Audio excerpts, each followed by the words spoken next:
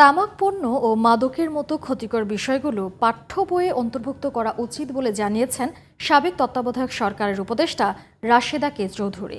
Cinema নাটকে নেশাদ্রব্যের ব্যবহার নিয়ন্ত্রণও জরুরি বলে জানিয়েছেন তিনি।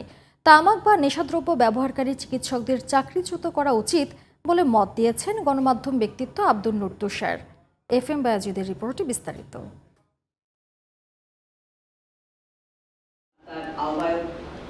বৃহস্পতিবার রাজধানীর সিরডাপ মিলনায়তনে প্রজ্ঞা ও আত্মা আয়োজিত জনস্বাস্থ্য সুরক্ষা ও টেকসই উন্নয়নে তামাক নিয়ন্ত্রণ আইন শক্তিশালীকরণ বাংলাদেশ প্রেক্ষিত শীর্ষক গোলটেবিল বৈঠক অনুষ্ঠিত হয়।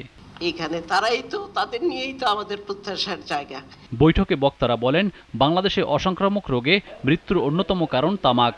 এর ব্যবহারজনিত রোগে দেশে প্রতিদিন 442 জন মানুষ মারা যায়। তামাক নিয়ন্ত্রণ ব্যতীত অসংক্রামক রোগে মৃত্যু 1/3 কমিয়ে আনতে না পারলে এসডিজির অন্যান্য লক্ষ্যমাত্রা অর্জন সম্ভব নয়।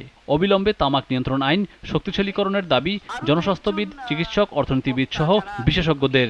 এসডিজি অর্জনের যে একটা বড় স্টাম্বিং ব্লক হচ্ছে আমাদের এই যে টোবাকো ইউজ, তো সেটা কিন্তু আমরা পরিষ্কার বুঝতে পারছি। তো সুতরাং আমরা অন্য জায়গাগুলোতে যদি কিছু প্রোগ্রেসও করি, কিন্তু তারপরে শুধুমাত্র এই টোবাকো কনজাম্পশনের কারণে আমাদের দেখা যাবে যে এই এসডিজিটা অর্জন করা সম্ভব হচ্ছে না। তামাক সেবী ডাক্তার, স্বাস্থ্য সেবিকারা থাকবে কেন?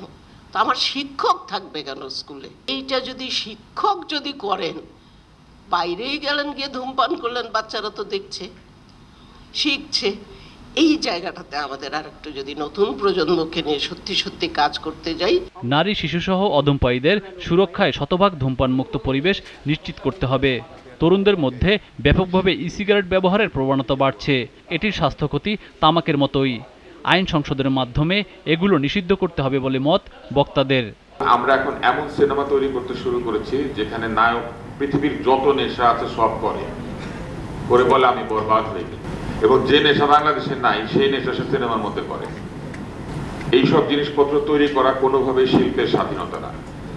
ই সিগারেটের ব্যাপারে, নিষিদ্ধকরণের ব্যাপারে আমাদের অনেক জোরালো দাবি তুলতে হবে। আমাদের বাচ্চাদেরকে বিকল্প দিতে হবে। তামাক নিয়ন্ত্রণ কার্যক্রম সরকারের অগ্রাধিকার তালিকায় রাখা উচিত বলে মত দেন বক্তারা। তামাক নিয়ন্ত্রণ আইনের যে শক্তিশালীকরণ বা এটাকে যে সংশোধনকরণ, এইখানে ইম্পোর্টটা টোটালি ব্যান করা যাবে। FM Bayazid, GTV news, Dhaka.